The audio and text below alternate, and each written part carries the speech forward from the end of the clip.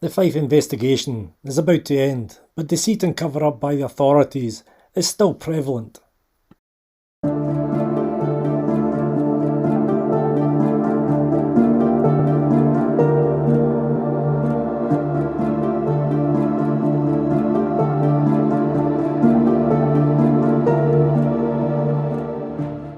In developing our understanding of Colin's case, it is important to see that for all the detailed corruption that takes place, it boils down to very simple points.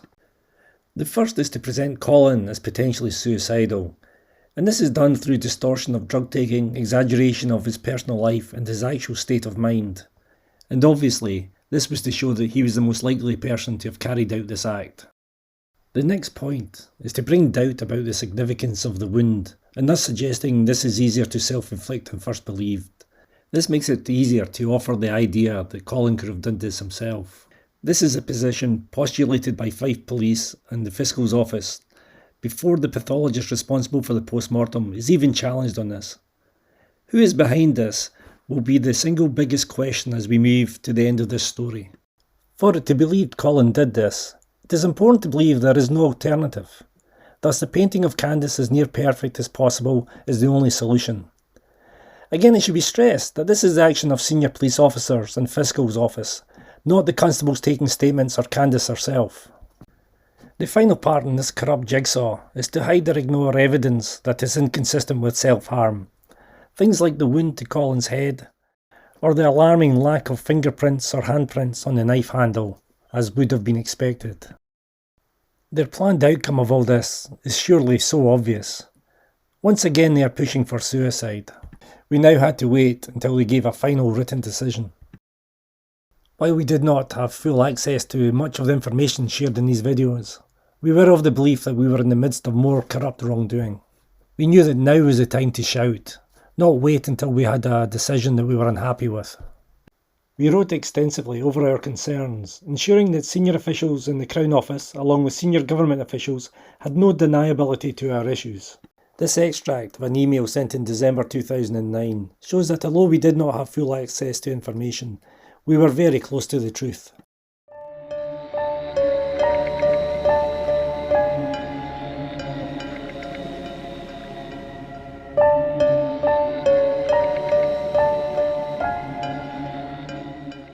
So we pushed for complaints against the area fiscal and the fiscal in 2008 and the deputy fiscal in the 2009 investigation, along with complaints against the police in 2007 and 8 and the police in 2009. Before going on to the findings of those complaints, it's important to understand how weighted the system is against the individual. It is our belief that Colin was failed collectively by the fiscal, by the police and by the pathology. And yet it is up to us as a single family to raise complaints against each individual and each entity. There is no system to deal with a collective failure. This is also done typically in a narrow time frame, and not all the documentation is ever available to a family. In our case, we would have liked to have raised a complaint against Dundee Pathology, but it was just too much to add on to our existing heavy load. Around June 2009, Fife Police approached Colin's family to inform them that they were carrying out a review of our complaints. Apparently, that when Willie Rennie wrote to Fife Police in October 2008, according to police procedures, this should have been treated as a complaint. They could not explain why this had never happened. Unfortunately, this exercise was just another tick box affair.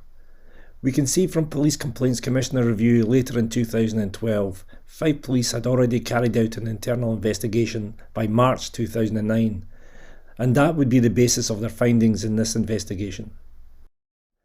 From the time of the initial letter from Willie Rennie through to mid-2010, there were three core complaints from the family.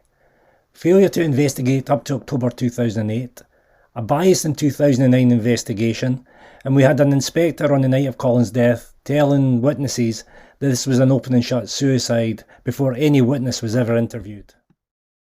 And in reality, we find that only one night of this whole package is investigated, the night of Colin's death.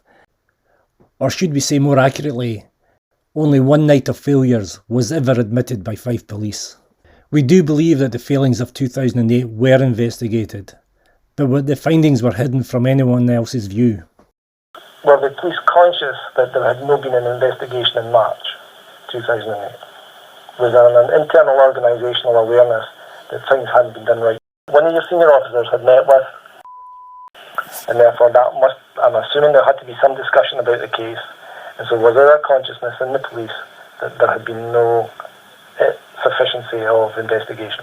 I honestly can't say yes, that is the case, because the officer that you're referring to, what has been interviewed, stands by the decisions that were made at the time in terms of that it was being directed by. The sum of Fife's investigation was that only 2 officers were held accountable, one for on the night of Colin's death, the other for the actions the following day. Both retired without facing disciplinary. With the lack of openness about what actually went on in 2008, and the involvement of even more senior officers, is this why one of these officers being held accountable claimed he was being made a scapegoat? In April 2010, we were informed that our complaints were upheld against the 2 fiscals involved in Colin's case in 2008 and 2009. It may seem positive that our complaints were upheld, but this took a full year and many attempts to be heard. It was also too late. The key protagonist in this case was able to steer the direction with full personal credibility at the outset of Operation Shrew. We will go on to see that these findings by both police and fiscal have now become the new backstop. They will only accept the failings they have had to admit. They will now defend the Fife investigation with the same vigour as they defended the initial handling of Colin's case. Despite having the 2 letters of apology, there is no individual truly being held accountable. Of the 5 police officers we raised concerns about, 4 retired and the 5th was never investigated. And the senior fiscal retires before facing disciplinary. While these complaint findings had been in the process of being finalised, it is worthwhile mentioning a couple of communications that are important that were going on in the background of this case. In this email to the Crown Office and Justice Minister, Colin's father states his disgust at the negligence and incompetence of various officials that led him to have been told that Colin's death was suicide within an hour of his death. Importantly, he goes on to demand that this case is heard in public. Is this a driver for a fatal accident inquiry? On the 20th of December 2009, we were once again pushing for the inclusion of the call from Candice to Chris, and we were also highlighting the significance it did in challenging Candice's testimony. Finally, there's a response. It took 2 months to get a response and 1 year and many pushes from Colin's family. Finally, the fiscal is agreeing on the need to include this phone call, as it is evidentially significant. The outcome of the Fife investigation was announced at a meeting within the Crown Office on the 30th of April 2010. We were told that the case was suspicious and would now be reviewed on a regular basis. However, there were a number of contentious issues discussed at this meeting, and again none appeared on the minutes. If they're not recorded, the fiscal has full deniability. Who would believe a family over a fiscal? Among a number of items discussed at the meeting, but not recorded in the minutes, was the involvement of Dundee pathologists in the Crown case and their lack of impartiality. As we pushed this issue, the fiscal stated that no one from Dundee gave any opinion on this case. We never had a formal report. Why would a fiscal want to deny involvement of the pathologist whose contribution exceeded any other? We even see that when interviewing Candice in July 2009, the SIO stated the wound was to the side of the sternum, and yet the arrest was based upon the opinion of Professor Busuttil, and he had written no such thing. Regardless of the comment from the fiscal, we had plenty of documentation that could talk of Dundee pathology involvement in Colin's case. But why suddenly deny their involvement in the 2009 case and hide this conversation from the minutes?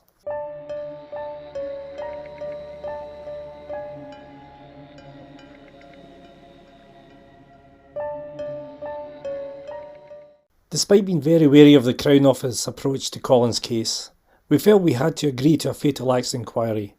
This would be the only way we would get access to proper records to see what's really been going on behind the scenes. Although we were going to have to wait on the information being released for the FBI, we were not going to sit passively waiting on them. Because we had been told the investigation was now complete, and that we had zero trust in what had been shared with us, we asked the private investigator who had helped at the beginning to get some statements to help us have a clearer picture of what happened that night. Among the findings that spiked our interest was that Candice had been seen on her phone before emergency services were even called. The police hadn't even checked on the location of the knife when Colin had been found. These witnesses had never been asked before. Also, we found that a uniformed inspector had been saying this was suicide before any statements were taken on the night of Colin's death. This information about the inspector flies in the face of the official letter of apology from Fife Police. This is not a standalone comment. Both Colin's parents had been told this was self-infliction very early on the night of Colin's death.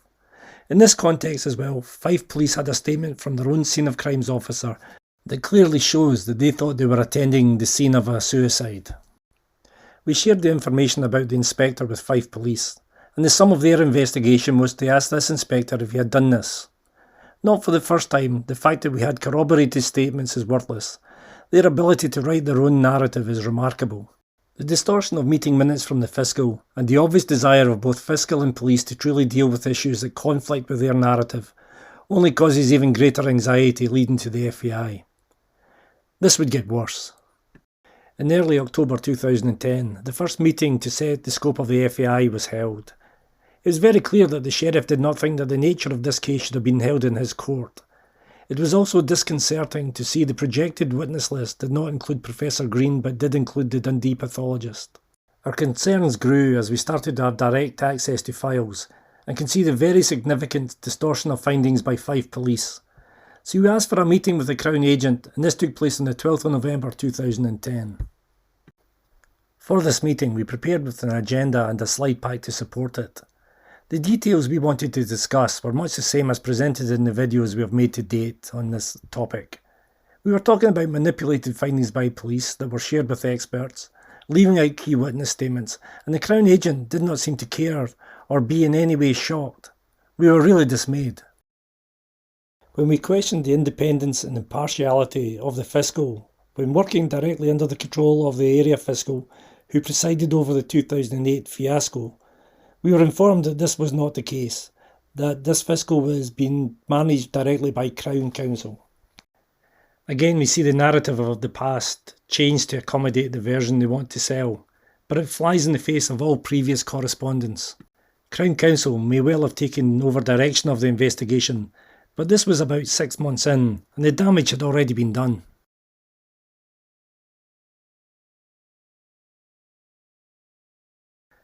What we find later, the key things that we had raised questions over, were in fact going to be blocked from public view.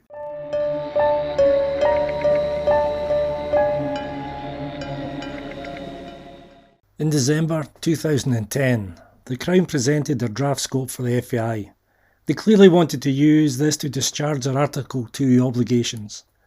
To do this, they would have to remove all evidence that points to lack of impartiality and independence. This they had already done. But the sheriff would not allow this. While pleasing to stop Crown manipulation, it also meant we could not challenge the bias of the investigation. Another upside was that we now had Professor Green on the witness list. This would prove to be of great significance. As we progressed towards the fatal accident inquiry, there were two main issues that still had to be resolved. Preparing for the FBI and challenging the fiscal and police was always going to be potentially very expensive. Colin's family had been refused financial help for weeks, but now we had minimum cover. There were still severe restrictions and possible expensive areas to consider. In fact, Colin's father was going to represent himself at the FBI. The final point was a concern from our solicitor regarding the Crown pushing for a suicide verdict. This was in keeping with our own view from the way our meetings had been going. Our solicitor felt compelled to write to them to clarify their position. This they did by sticking to the May 2010 position that this was suspicious. We personally felt that challenging the Crown was essential at this stage. With our understanding of the level of corrupt bias being used against Colin, we had no doubt that our collective job was to defend Colin in this attempt to frame him for his own murder.